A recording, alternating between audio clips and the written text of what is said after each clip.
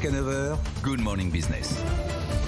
Et à 7h48, nous parlons donc de ces annonces de Jean Castex hier soir suite au Conseil de défense. Grande période d'incertitude pour les entreprises. Le télétravail va donc redevenir obligatoire à partir de la semaine prochaine. Et puis pour certaines entreprises, en cette période d'incertitude, on va dégainer un plan de continuité d'activité. On en parle avec vous, Sonia Cabanis. Vous êtes associée Risk Advisory chez Deloitte. Merci d'être en direct dans Good Morning Business.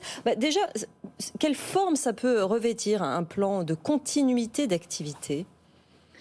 Alors, un plan de continuité d'activité, c'est un ensemble de règles qui vont être mises en place par l'entreprise pour assurer le maintien des activités en temps critique, en temps de survenance d'événements exceptionnels comme la crise qu'on vit actuellement.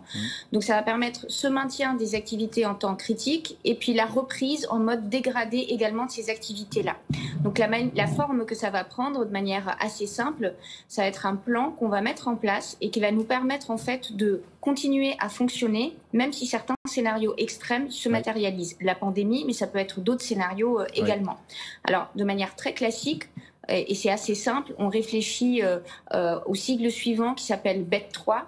Donc B, c'est si jamais mon bâtiment n'est plus accessible, qu'est-ce que je fais ? Si jamais mes équipements dans l'entreprise ne fonctionnent pas, qu'est-ce que je fais ?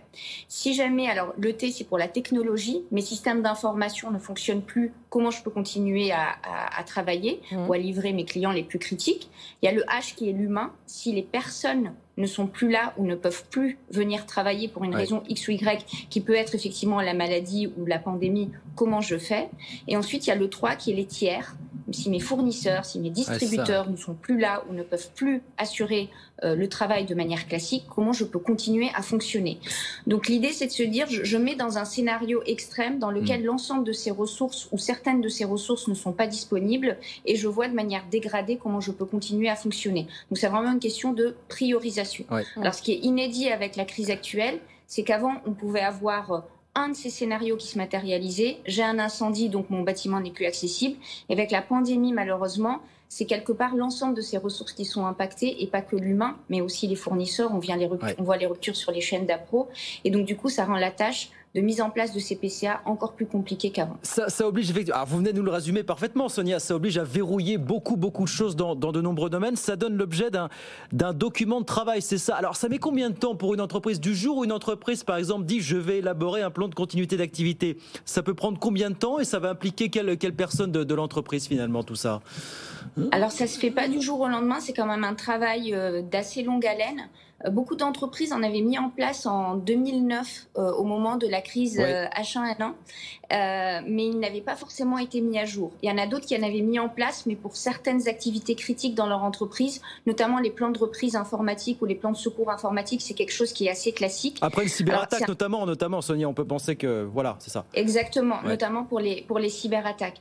Et donc du coup, c'est un document qui est assez conséquent, qui nécessite en fait la mise en place d'un dispositif qui va venir impacter tous les processus de l'entreprise. C'est-à-dire que je vais venir m'asseoir, je vais lister tous mes processus les plus critiques et pour chacun, je vais regarder qu'est-ce qu'il faut à minima pour que ce processus fonctionne. Je vous donne un exemple, vous prenez un processus tout basique comme la paye.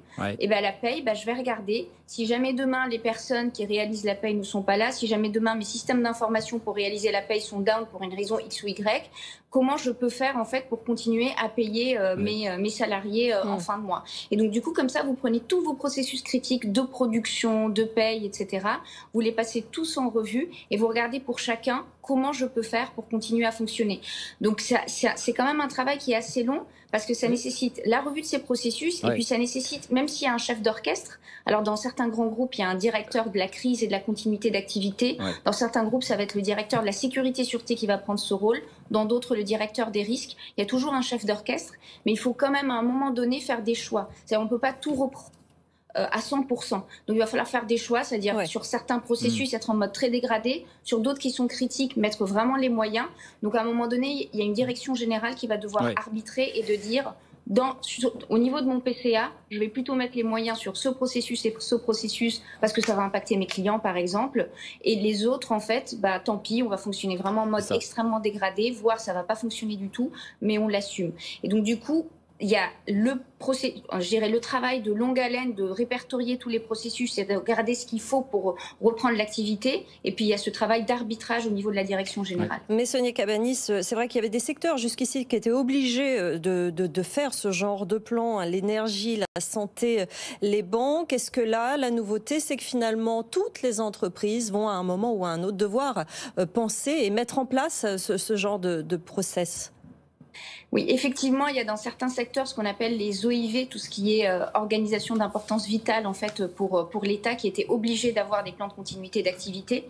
Et effectivement, l'idée, c'est de se dire, toute entreprise qu'elle soit va devoir le faire. Alors, il y en a beaucoup qui ont commencé à le faire il y a un an, hein, avec la pandémie, d'autres qui s'étaient déjà organisés dans le passé, hein, et qui avaient décidé déjà d'en mettre en place. Mais c'est vrai que maintenant, le terme devient de plus en plus courant, le terme devient de plus en plus, galvaudé dans les entreprises, et ça devient quelque part quelque chose qu'il est indispensable de mettre en place. Maintenant, tout le monde commence à se rendre compte de l'importance de ces dispositifs-là, ce qui n'était pas le cas forcément avant. Et dernière précision, on a 30 secondes Sonia, mais dire un mot, c'est que vous nous dites effectivement ça fait l'objet d'un document de travail, ça se prépare longtemps à l'avance, ça se couche sur le papier, mais il faut non seulement le coucher sur le papier, mais le tester aussi, ce plan, l'éprouver sur le terrain pour voir s'il est opérationnel. En 30 secondes, vous pouvez nous expliquer ça peut-être, Sonia, c'est important quand même. Hein. Effectivement, on teste les plans de continuité d'activité, c'est-à-dire on fait des exercices à blanc pour voir s'ils fonctionnent bien. On fait aussi ce qu'on appelle des exercices de simulation de crise. Alors ça, les directions générales sont assez habituées,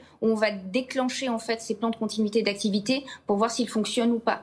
Et on se rend compte finalement qu'entre la partie théorique et effectivement la réalité du terrain, ça peut être extrêmement différent. Et il y a effectivement je dirais du fine-tuning à faire pour pouvoir avoir un plan idéal. Alors là, l'idée, c'est pas d'avoir un plan idéal, mais c'est d'avoir un minima quelque chose qui vous permet de continuer à fonctionner en ces temps qui sont compliqués. Passionnant. Voilà ce qu'on est en train de tester, de mettre au point, de roder les grandes entreprises, hein, mesdames et messieurs, au moment où on s'attend prêt peut-être à connaître un absentéisme massif dans les grands groupes. Merci beaucoup Sonia, merci d'avoir été avec nous, merci pour ces explications très précises.